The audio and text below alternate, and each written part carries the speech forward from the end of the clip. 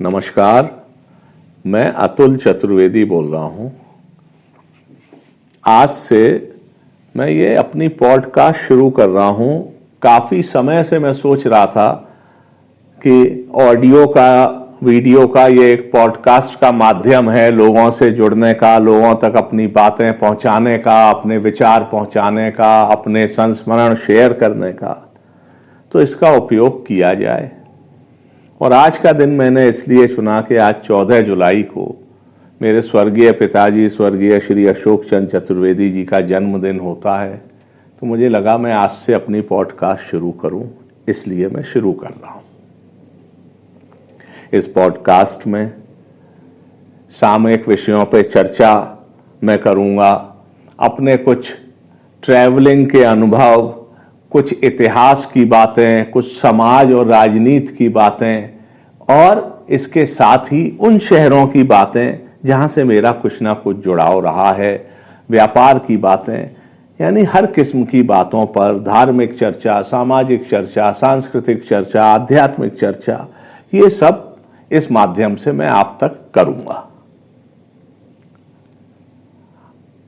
इस पॉडकास्ट की जो दूसरी चीज है वो ये है कि चूंकि हम लोगों का, मेरे परिवार का कई पुश्तों का जुड़ाव इलाहाबाद से रहा है, तो मैंने सोचा कि इलाहाबाद, जिसको अब प्रयागराज कहा जाता है, उसी की कुछ यादों से आज की पॉडकास्ट की शुरुआत क्यों न की जाए। सबसे पहले मैं आप सबसे बताऊं कि इलाहाबाद शहर, त्रिवेणी है, वहां पर संगम है, पुराणों में, हमारे पुराने ग्रंथों में, रामायण में, हर स्थान पर उसकी चर्चा मिलती है। और ऐसा किसी युग का, कोई काल का संदर्भ नहीं है जब प्रयाग का या इलाहाबाद का अपना एक अलग महत्व ना रहा हो। हमारे खुद के परिवार में लगभग 5 पुश्तों का इलाहाबाद का सीधा सीधा साथ का इतिहास है। ये सारी बातें समय समय पर आपसे शेयर करूंगा, लेकिन आज मैं आपसे बात ये शेयर करता हूं कि मैं इलाहाबाद पहुंचा था सबसे पहले पढ़ने के लिए 1971 में। छोटा था, 6th क्लास में एडमिशन हुआ था। भारत भारती करके एक स्कूल था, हेस्टिंग्स रोड होती थी, जिसको बाद में न्याय मार्ग का नाम दिया गया, सर्किट हाउस से बिल्कुल लगा हुआ। पहला एक्सपोजर इलाहाबाद के प्रति वो था। छोटे बच्चे थे, लेकिन एक चीज आके तुरंत बताई गई और जो अपने दिमाग में बैठी कि इलाहाबाद एक वो जगह है जहां पर सब बच्चों के सपने में एक सपना कंपटीशन में बैठने का भी, सिविल सर्विसेज को देने का भी होता है। और ये कब मालूम पड़ जाता है? जैसे ही इलाहाबाद में आके आप स्कूलिंग शुरू करते हैं। मैं अपने उस हॉस्टल के संस्मरणों को भी आपसे बाद में शेयर करूंगा, लेकिन आज एक, जिसको कहते हैं ग्लिम्पसेस ऑफ इलाहाबाद किस्म की एक चर्चा है। इलाहाबाद में हम लोग बाद में यूनिवर्सिटी में जब एडमिशन हुआ और मैं सर गंगानाथ झा छात्रावास में रहा, तो पीछे बैंक रोड पर मेरे स्वर्गीय मौसा जी और मौसी, स्वर्गीय प्रोफेसर राम स्वरूप चतुर्वेदी जी और स्वर्गीय श्रीमती सुषमा चतुर्वेदी जी रहते थे बैंक रोड पर। और उस समय में बैंक रोड पर न सिर्फ इलाहाबाद बल्कि शिक्षा के क्षेत्र की एक से एक हस्तियों का रहना होता था। बैंक रोड पर सेमी सर्किल था, जिसमें फिराक गोरखपुरी साहब रहते थे, प्रोफेसर टी पति रहते थे, प्रोफेसर वाचस्पति रहते थे। इस माहौल में 3 नंबर बैंक रोड पर professor Ram Swaroop Chaturvedi ji, professor Adawal, professor JS Mathur, professor BN Asthana, professor Preeti Lata Adawal ji, professor Raghuvansh ji, इन सब लोगों का रहना होता था। जिन लोगों के विषय में किताबों में पढ़ा जाता है उन लोगों से इस इलाहाबाद में रूबरू मिलना होता था। बैंक रोड पे न जाने कितनी बार श्रद्धेय सुमित्रानंद पंत जी को देखा। उनकी सादा वेशभूषा और उस वेशभूषा में उनको हमने न जाने कितनी बार अपने मौसा जी के और अन्य लोगों के यहाँ आते जाते मिलते हुए देखा, बिल्कुल नजदीक से देखा, बातचीत की। इसी इलाहाबाद में डॉक्टर ईश्वरी प्रसाद जो बैंक रोड पर ही रहते थे और इतिहास में वो एक सशक्त हस्ताक्षर थे, उनसे न जाने कितनी बार मिलना हुआ। डॉक्टर ईश्वरी प्रसाद जी मेरे बाबा और उनके बड़े भाई स्वर्गीय सुरेश चंद जी और बाबा स्वर्गीय श्री सुशील चंद चतुर्वेदी जी के साथ के थे। प्रोफेसर VDN शाही साहब जो कि अंग्रेजी के प्रोफेसर थे और हिंदी के विद्वान थे। प्रोफेसर विपिन कुमार अग्रवाल जो फिजिक्स के प्रोफेसर थे और हिंदी के विद्वान थे। ऐसे लोगों से मिलना होता था। इलाहाबाद में हॉस्टल से आप निकलिए तो कटरा में एक चक्कर लगाने का रिवाज था। हम लोग बहुत से लोग लक्ष्मी टॉकीज के सामने हनुमान जी के दर्शन किया करते थे और मैंने अपने स्वर्गीय पिताजी से भी जाने कितनी बार सुना था कि जब वो स्टूडेंट थे तो वो लोग भी हनुमान जी के दर्शन करने जाया करते थे। इम्तिहान के दिनों में जैसे जैसे पेपर नजदीक आते थे, हनुमान जी के उस मंदिर पे छात्रों की भीड़ बढ़ती चली जाती थी। कटरा चौराहे पे जूबी की चाय पीना, लक्ष्मी टॉकीज कैंपस के अंदर राजकुमार का या कटरा चौराहे पे इनाम का पान खाना, ये सब वहाँ पर रह रहे जो लोग रहे हैं, चाय, बन मक्खन, पान और कटरा का चक्कर शाम को लगाना, यूनिवर्सिटी रोड होते हुए हॉस्टल वापस आना, जो लोग वहाँ रहे हैं वो इस दिनचर्या से और इन गतिविधियों से अच्छी वाकफियत रखते हैं। कभी कभी मौका लगता था और वो मौका हफ्ते में हम लोग 2-3 दिन निकाल लेते थे जब सिविल लाइंस जाना होता था।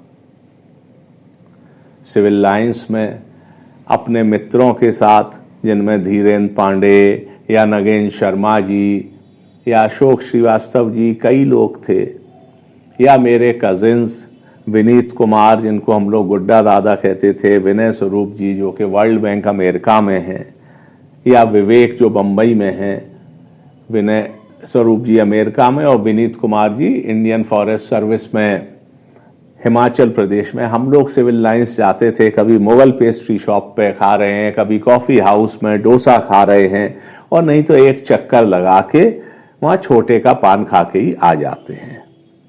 हम लोगों के मित्र प्रमोद पंत, मैं, धीरेन्द्र पांडे, हम सब लोगों का सिविल लाइंस जाने का एक कहना चाहिए कि रिवाज जैसा था कि हफ्ते में 2-3 दिन जाएंगे।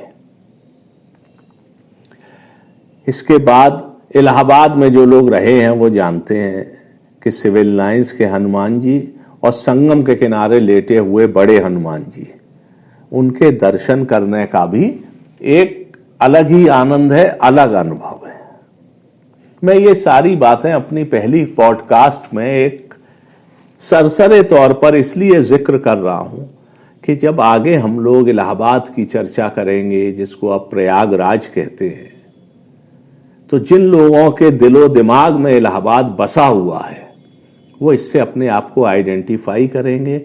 और मुझको लगता है कि निश्चित तौर पर इलाहाबाद से जुड़े हुए लोगों को तो आनंद आएगा ही, लेकिन जो लोग इलाहाबाद नहीं रहे हैं वो भी ये महसूस करेंगे कि इलाहाबाद की सिफत क्या है, इलाहाबाद का फ्लेवर क्या है, आखिर क्या वजह है कि जो व्यक्ति एक बार इलाहाबाद कुछ दिन पढ़ लिया, रह लिया, उससे इलाहाबाद की याद छूटे नहीं छूटती है।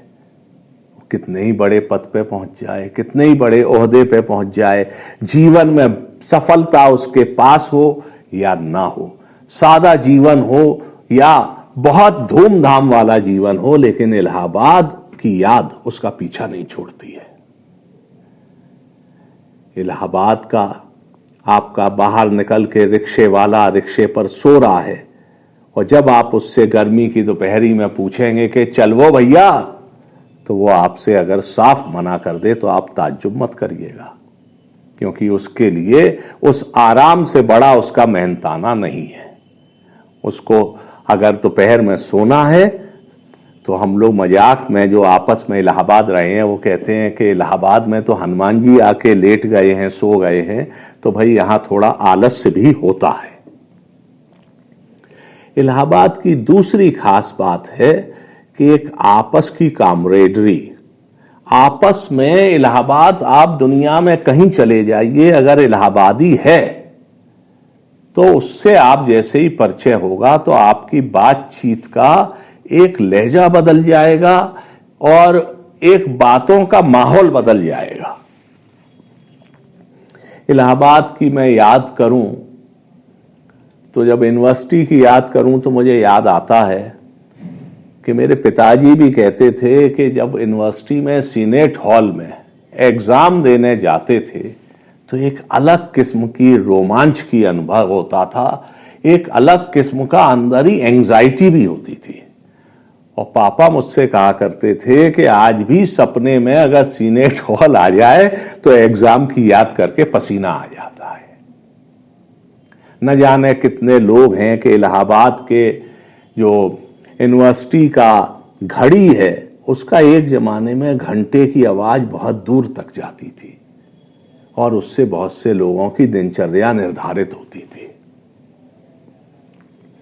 एक और किस्सा मुझको याद आता है जो संभवतः सन 80 के आसपास कभी का होगा, एग्जैक्टली सन नहीं याद है, लेकिन शायद पेप्सी कोला का लॉन्च हो रहा था दोबारा हिंदुस्तान में। तो इलाहाबाद में जहां लॉन्च हो रहा था तो हम लोग बैंक रोड से काफी लोग एक इक्के में बैठकर, उस जमाने में बैंक रोड का जो कटरा वाला चौराहा है, जिधर से आप कटरा चौराहे से बैंक रोड आए तो वहां इक्के तांगे बहुत खड़े रहते थे।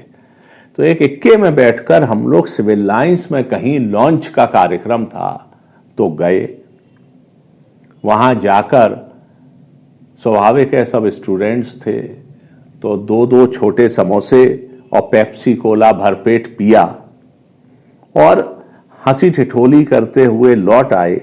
बट यहां जो इस जिक्र का दूसरा महत्व है कि उस इक्के में बैठकर जो लोग गए थे उसमें आधे से ज्यादा सिविल सर्विसेज में बाद में सफल हुए। कोई आईएएस हुआ और कोई रेलवेज में हुआ, कोई आरपीएफ में हुआ, कोई फॉरेस्ट सर्विस में हुआ, और कई जो हैं वो साइंटिस्ट होके देश विदेश में या इकोनॉमिस्ट होके नाम कमा रहे हैं।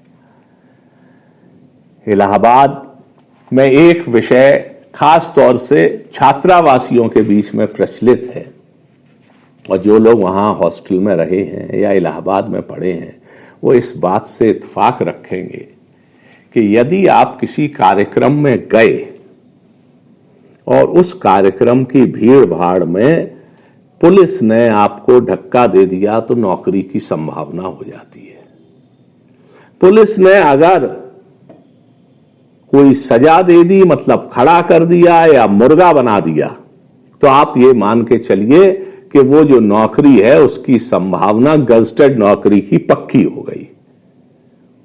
और कई ऐसे लोग याद करेंगे कि अगर एक आध बेंत किसी को पुलिस का पड़ गया है तो वो फिर क्लास 1 से नीची नौकरी में गया नहीं है। न जाने कितने आईएएस आईपीएस हैं जो पुलिस के इस प्रताप की वजह से ही आज अपने अपने जॉब्स में, एक उसको कहना चाहिए कि ये भी एक इलाहाबाद में मान्यता है, चर्चा है कि ऐसा भी होता है। इलाहाबाद से जो लोग जुड़े हैं जब मेरा ये पॉडकास्ट सुनेंगे तो उनको याद आएगा कि जब सिविल सर्विसेज की या एग्जाम्स की तैयारी हम लोग कर रहे होते थे और देर रात हो जाती थी, और ऐसा भी समय आता था कि कटरा पर शायद चाय ना मिले और 10-20 लोगों का इरादा बन गया तो हम लोग पैदल टहलते हुए, हम लोग जीएनजा हॉस्टल में थे, लेकिन और हॉस्टलों का भी ये दस्तूर रहा है कि पैदल टहलते हुए और रात को प्रयाग स्टेशन पर चले जाते थे, क्योंकि वहां रात भर चाय और बन मक्खन मिला करते थे। ये जो इलाहाबाद की यादें हैं ये बेशकीमती हैं। इलाहाबाद में जैसे नदियों का संगम है, इसी तरह से विभिन्न स्थानों की, क्षेत्रों की संस्कृतियों का भी संगम रहा है। और वो जैसे इलाहाबाद में 3 नदियां आकर, भले ही सरस्वती नदी को लुप्त माना जाता है या गोपनीय माना जाता है, लेकिन ये त्रिवेणी बनती है और आगे चल के इसको गंगा का नाम लेके ये अपना अटखेलियां करती, लहराती हुई नदी चलती है। उसी प्रकार से एक जमाने में हिंदुस्तान भर के, नॉर्थ ईस्ट के लोग, साउथ के लोग, बिहार के लोग, उड़ीसा के लोग और उत्तर प्रदेश के कोने कोने के लोग आया करते थे पढ़ाई के लिए। और यहाँ ऐसा एक विभिन्न संस्कृतियों का समागम होता था कि जिस हिसाब से गंगा नदी निकली, वैसे ही एक इलाहाबाद की अलग धारा थी जो सारे हिंदुस्तान में और देश में विदेश में अपना एक अलग फ्लेवर लेके प्रवाहित होती थी। आज समय के साथ हिंदुस्तान में कई और अच्छी जगह भी शिक्षा की व्यवस्था हो गई है, लेकिन इलाहाबाद का फ्लेवर बरकरार है। इलाहाबाद में हो सकता है कि बहुत से स्थानों के लोगों का आना कम हो गया हो, लेकिन फिर भी मेरा जितना मानना है और मेरी जितनी जानकारी है कि उत्तर प्रदेश और नियर बाई स्टेट्स के कोने कोने से, ग्रामीण अंचलों से, शहरी अंचलों से, अलग अलग बैकग्राउंड के लोग, कुछ के माता पिता ग्रामीण हैं, कुछ के परिवार में खेती होती है, किसी के व्यापार होता है, तो कहीं ब्यूरोक्रेट्स हैं, कहीं जुडिशरी में हैं, सीनियर पोजीशन के जजेस हैं, कॉरपोरेट्स हैं, शिक्षा के क्षेत्र में हैं। मतलब अलग अलग क्षेत्रों से जो लोग हैं उनके बच्चे आके इलाहाबाद में आते हैं। यहाँ आकर गरीबी, अमीरी, शहर, गांव, अगड़ा पिछड़ा सब एक हो जाता है और इलाहाबाद की धारा बहने लगती है। एग्जाम के दिनों में या वैसे भी जो सक्सेसफुल सीनियर्स हैं वो जूनियर्स को अपनी राय और गाइडेंस देते हैं। जिन लोगों का अभी सफलता ने वर्ण नहीं किया है वो अपने अनुभव के आधार पर आगे आने वाले जो जूनियर्स हैं उनको ज्ञान देते हैं, रास्ता बताते हैं।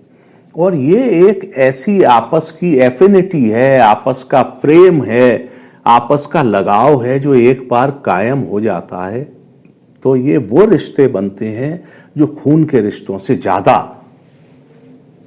मानने को भी हैं और खून के रिश्तों से ज्यादा अहमियत भी रखते हैं। जब मैं इलाहाबाद के बारे में बात करता हूं तो मुझे औरों का नहीं मालूम, लेकिन मुझे ऐसा लगता है कि मैं एक उसी समय में खो गया हूं। ऐसा महसूस होता है कि कटरा से निकले, कभी हम लोग कुछ साथी लोग वो नेतराम चौराहे पे जाके वहां कचौड़ी खा रहे हैं, या यूनिवर्सिटी रोड पे जाके कुछ किताबें खरीद रहे हैं, या कभी हनुमान जी के लक्ष्मी टॉकीज के सामने गली में जाके दर्शन करके जगराम चौराहे पर चले गए और वहाँ मिल्क केक और खीर कदम खा रहे हैं। और कई बार ऐसा भी हुआ है कि उसी जगराम की दुकान पर, जगराम चौराहे पर इलाहाबाद विश्वविद्यालय के नामचीन प्रोफेसर्स, जिनका देश में और अंतर्राष्ट्रीय फलक पर एक अलग स्थान रहा है, वो आपको सामान्य लोगों की तरह चर्चा करते हुए और मिल्क केक, खीर कदम या समोसा खाते हुए मिले होंगे। जिन लोगों को हम लोग कभी सोच नहीं सकते कि सामान्य जीवन में आप जाके आप कितने भी बड़े हो जाएं, लेकिन उनसे शायद संपर्क संभव है, शायद नहीं भी है, लेकिन इलाहाबाद वो जगह है जो उनके प्रति आपको सीधा संपर्क देती है। मुझको याद है कि एक दफे सच्चिदानंद हीरानंद वात्सायन अग्गे जी इलाहाबाद आए और वो मेरे मौसा जी स्वर्गीय प्रोफेसर राम स्वरूप चतुर्वेदी जी के घर पर बैंक रोड पर आए। मैं जानता था बट अग्गे जी की नाम से परिचित था, उनकी हस्ती से परिचित नहीं था। मौसा जी ने मुझसे कहा थोड़ी देर में कि अतुल तुम स्कूटर से अग्गे जी को फलानी जगह पर छोड़ देना। अग्गे जी मेरे स्कूटर पर बैठे और मैं उनको छोड़ आया। जब सिविल सर्विसेज का इम्तहान मैं देने लगा और मैंने उसमें हिंदी विषय लिया और जब शेखर एक जीवनी पढ़ा तो मेरी समझ में आया कि मैंने स्कूटर के पीछे जो अग्गे जी को बैठाया था वो कितनी बड़ी हस्ती थे। वो साहित्य के क्षेत्र में ही नहीं, विचार के क्षेत्र में क्या लोग थे। ऐसे ही एक मुझको याद आता है कि इलाहाबाद में प्रयाग संगीत समिति में हर वर्ष एक संगीत का कार्यक्रम होता था जिसमें मौसाजी हम लोगों को साथ ले जाते थे। तो सुप्रसिद्ध बांसुरी वादक पंडित हरिप्रसाद चौरसिया, तबला वाले उस्ताद जाकिर हुसैन, और एक दफ़े तो पंडित रविशंकर को हमने लाइव सितार पर सुना, वीजी जोग साहब को सुना, और शिव कुमार शर्मा जी संतूर वाले, वायलन पे वीजी जोग साहब, न जाने कितने गायक, इन सबको आस पास बैठ के सुना है। इसका महत्व आज समझ में आता है। मेरा सबसे इस अनुभव को शेयर करने का आशय ये है कि ऐसे तो न जाने कितने एजुकेशन के सेंटर हैं और वहाँ पे बहुत अच्छी पढ़ाई होती है, लोग पढ़ के बहुत अच्छे अच्छे कैरियर बनाते हैं, लेकिन मुझको लगता नहीं है कि जो एक आपसी सद्भाव और भाईचारा, दो जनरेशन का फर्क हो, लेकिन जब वो लोग मिलेंगे तो वो आपस में ऐसे मिलेंगे जैसे कि सहपाठी रहे हों। सीनियर जूनियर की इज्जत और रिगार्ड तो कायम है, लेकिन उसके साथ ही एक अलग किस्म की एफिनिटी है। ये इलाहाबाद की खासियत है। न जाने कितने बड़े लोगों से आपका मुलाकात हुई होगी, आप पढ़े होंगे या वहां सड़कों पे घूमते लोक भारती पर सिविल लाइंस में आप गए हों तो वहां आपको मिल गए होंगे। तो निश्चित तौर पर चाहे महादेवी वर्मा जी रही हों, चाहे आदरणीय सुमित्रानंद पंत जी रहे हों, या किसी जमाने में उन्हीं सड़कों पर निराला जी घूमे होंगे, नेहरू जी घूमे होंगे, आनंद भवन में स्वतंत्रता संग्राम से संबंधित बैठकें होती होंगी। तो इलाहाबाद की बात ही अलग है। मैं इलाहाबाद से जुड़े बहुत से मुद्दों पर आगे चर्चा करूंगा और भी पॉडकास्ट में जैसे जैसे आगे बढ़ेंगे तो अलग अलग विषय, अलग अलग मुद्दों पर चर्चा होगी। लेकिन आज मेरा मन हुआ कि शुरुआत में एक सरसरे तौर पर इलाहाबाद की चर्चा कर लें। इससे मुझको भी ये आत्मसंतोष मिलेगा और मुझे लगता है कि जो लोग इलाहाबाद से जुड़े हैं उनको तो निश्चित तौर पर ये बातें याद आएंगी ही, लेकिन साथ ही जो इलाहाबाद से जिनका जुड़ाव नहीं है वो भी इस बात को जानेंगे, समझेंगे कि ऐसे भी सेंटर हैं जो एक शताब्दी से ज़्यादा समय से तो आधुनिक शिक्षा के केंद्र हैं और न जाने कब से शायद प्राचीनतम काल से हमारी संस्कृति के केंद्र हैं कि भारद्वाज आश्रम पर आप जाइए तो आपको मालूम पड़ेगा कि अरे ये तो रामायण में वर्णित स्थल है, यहाँ कभी भगवान श्री राम, सीता जी और लक्ष्मण जी आए होंगे, यहाँ से निकले होंगे। इस किस्म की जो अनुभूतियाँ हैं, इस किस्म की बातें हैं, वो आपको एक अलग तरीके के मूड में ले जाती हैं। आप इलाहाबाद में विद्वानों की बात करें तो एक से एक वकील, एक से एक कानून के जानकार हैं। आगे चल के जब पॉडकास्ट आगे बढ़ाएंगे तो हम लोग चर्चा करेंगे। आज मैं अपनी पॉडकास्ट का ये पहला भाग इसी बातचीत के साथ समाप्त करता हूँ कि यदि आपको ये पॉडकास्ट अच्छी लगी तो अपने विचारों से मुझे अवगत कराइएगा, कमेंट करिएगा और आगे इलाहाबाद वालों को और लोगों को भी बताइएगा कि वो इसको सुने। उनके विचार जान के मुझे खुशी होगी और आगे और बातें करेंगे। अभी के लिए फ़िलहाल मुझे आज्ञा दीजिए। मुझे उम्मीद है कि ये मेरा पॉडकास्ट का पहला प्रयास कहीं ना कहीं आपको थोड़ा अच्छा लगा होगा। धन्यवाद, नमस्कार।